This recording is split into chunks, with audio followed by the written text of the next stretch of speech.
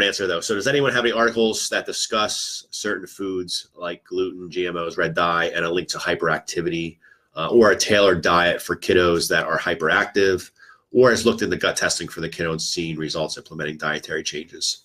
So the short answer to that somewhat long question is probably one of the diets that has some track record in kids with ADHD and other behavioral issues is the Feingold diet. I won't pretend to be an expert in that area. I know there's a member of our health group, Healthy Habits with Dr. T group. Her name's Kim, an old college classmate of mine. I know she has used it with much success. So I would reach out to her. I think we already went through that post, and hopefully she was able to provide some good resources. But there's lots of different groups out there. There's Feingold groups on the internet and Facebook. So that's one area. Let me make sure I'm saying that name correctly. Yeah, Feingold. And it's something that it's not always easy.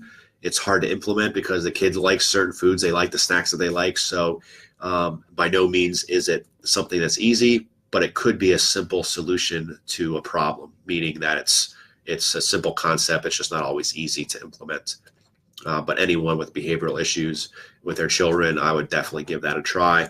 I know our daughter is, thankfully, she's a pretty good kid, but you give her some sugar and you give her a bunch of junk and she gets really hyper and she doesn't behave as well as she could. So when you have a child that's having some issues already and then you give them that junk food or you give them that processed food, and could really make a big difference. And it doesn't take much. I was working with a kid with autism. I think she was 14. And their parents have moved away since, so I haven't seen her in a few years. But when she first started coming in, and it was for chiropractic actually, because she had gone to a chiropractor and done really well with her behavior. Her behavior was kind of off the wall a little bit. She wouldn't focus. She just to get her to lay still on the table for an adjustment was difficult. And then after a few visits, she was calmed down. She was good. She was polite. Still didn't really have good real communication skills because of the autism, but she was calm and courteous, and her behavior is pretty good.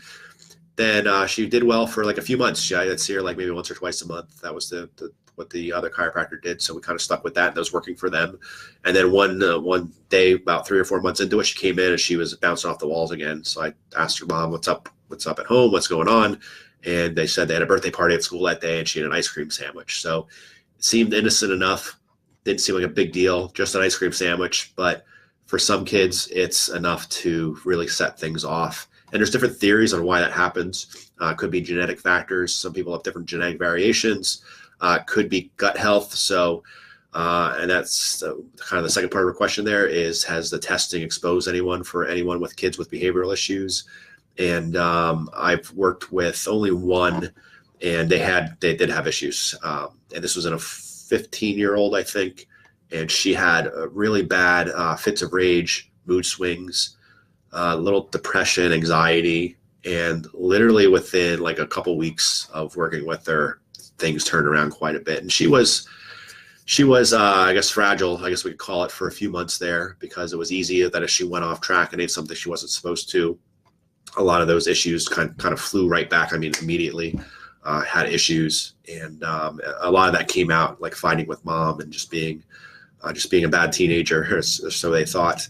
But when she was on point, when she was following her diets, and she was doing really well, and she behaved really well. Now she's a couple of years later. Now she's graduated high school and going off to college. So hopefully she continues to follow that. And thankfully she found this out sooner than later.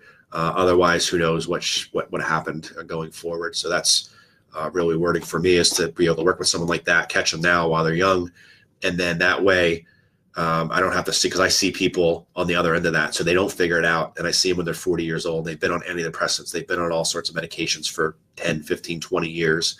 And it's almost like half a life wasted. So yeah, you're never too young to have some of those tests done to see what's going on. We can only get good information out of it. It definitely can't hurt. I've tested my daughter already. She's only 5, but we've tested her. I think she was 3 or 4 when we tested her the first time.